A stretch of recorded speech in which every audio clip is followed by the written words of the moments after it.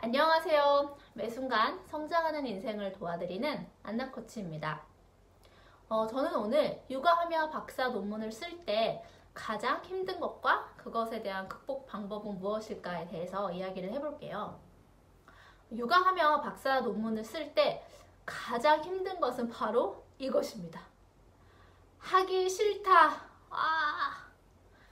네, 정말 미칠 듯이 하기 싫다는 마음이 들 때가 가끔 찾아옵니다. 사실 가끔은 아니고 종종 찾아오는데요. 그때는 정말 너무너무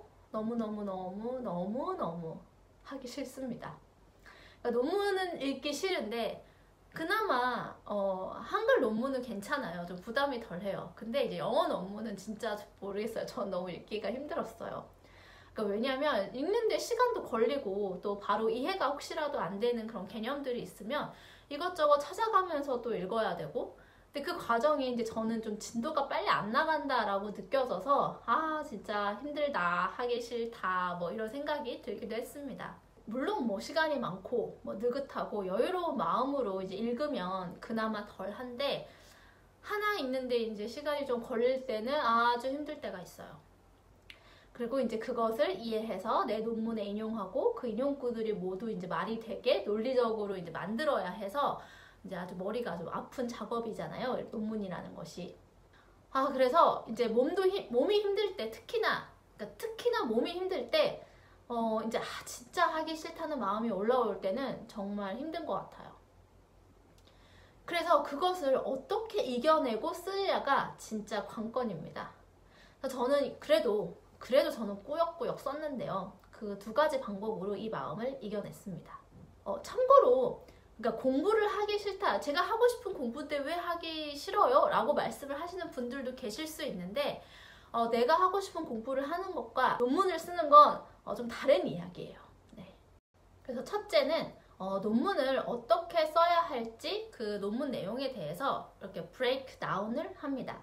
그러니까 하기 싫은 마음을 좀 잘 들여다보면 내가 정말 잘하고 싶은 마음이 되게 크게 자리 잡고 있는 걸 느낄 수가 있거든요. 그래서 잘 쓰고 싶은 마음도 물론 필요하지만 그 마음이 너무 크면 논문이 또 너무 크게 보여서 어디서부터 어떻게 손을 대야 할지 막막함이 느껴집니다. 그러면 그날은 그냥 안 쓰게 될 수도 있어요. 그러니까 그럴 때는 미리 써야 될 논문의 내용을 브레이크다운을 해서 즉 쪼개봅니다. 그러니까 서론, 이론적 배경, 연구 방법 등을 써야 한다고 이제 해볼게요. 그러니까 서론, 이론적 배경, 연구 방법을 이렇게 주별로 배정을 합니다. 그래서 서론은 8월 첫째 주에 쓰고, 이론적 배경은 8월 둘째 주, 연구 방법은 이제 8월 셋째 주에 써야겠다. 이제 이렇게 대략적으로 나눠 놓습니다. 그리고 이제 이론적 배경을 써야 된다라고 했을 때 이론적 배경에도 되게 많은 변인이 들어가잖아요. 한 6개, 7개의 변인이 들어간다고 했을 때 그 변인별로 다 쪼개서 그 변인에 대해 쓸 내용을 그 주, 요일을 정해 놓는 거예요. 예를 들어 A라는 변인은 월요일이나 화요일까지 그 관련된 논문을 읽고 쓰겠다.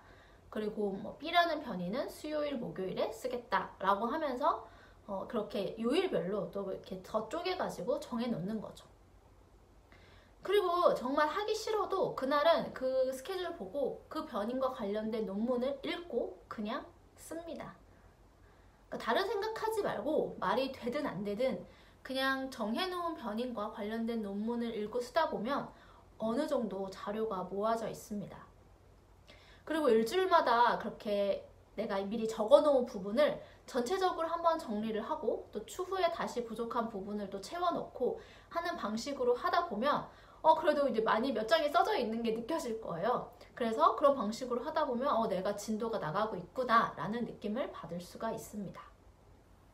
그리고 두 번째로는 마음가짐을 이렇게 갖는 게 중요해요. 에라 모르겠다, 잘 쓰건 못 쓰건 그냥 쓰자. 우리가 논문을 쓴다는 게 걸작을 쓰는 게 아니니까 나는 관련 연구, 관련 학계에 점 하나 찍는다 라는 아주 가벼운 마음으로 진짜 논문을 읽고 씁니다. 그렇게 하다가 어느 날 보면 아까 말씀드린 것처럼 한 장, 두 장 써져 있는 걸 발견합니다. 그러면서 이제 또 진도가 나가게 되는 거죠. 그러니까 처음부터 너무 완벽하게 써내려고 하다 보면 진도도 안 나가고 정말 힘이 빠져요. 그래서 진짜 막 부담이 되고 그런 막막함이 이제 논문을 쓸 때 느껴질 때, 그리고 논문이 너무 커 보일 때 우리는 에라 모르겠다 이러면서 그냥 논문 하나를 열고 읽습니다. 그냥 PDF 파일 저장되어 있는 거, 아까 말씀드린 그 주에 그 요일에 무엇을 읽을지 정해놓은 그 논문 중에 하나를 그냥 열어서 읽습니다. 그러다 보면 계속 다른 논문도 읽고 있는 그런 자신을 발견하게 됩니다. 그러니까 이 연구로 인해서 내가 학계에 한 획을 긋겠다는 생각이신가요? 그럼 좀 얘기가 달라질 텐데 저는 그렇진 않았습니다. 그런 생각이 아니라면 조금은 가벼운 마음을 가지고 쓰기 시작하다 보면 하긴 싫다는 생각으로부터 저만치 떨어져 있는 자신을 발견하게 됩니다. 물론 열심히 최선을 다해야 되죠.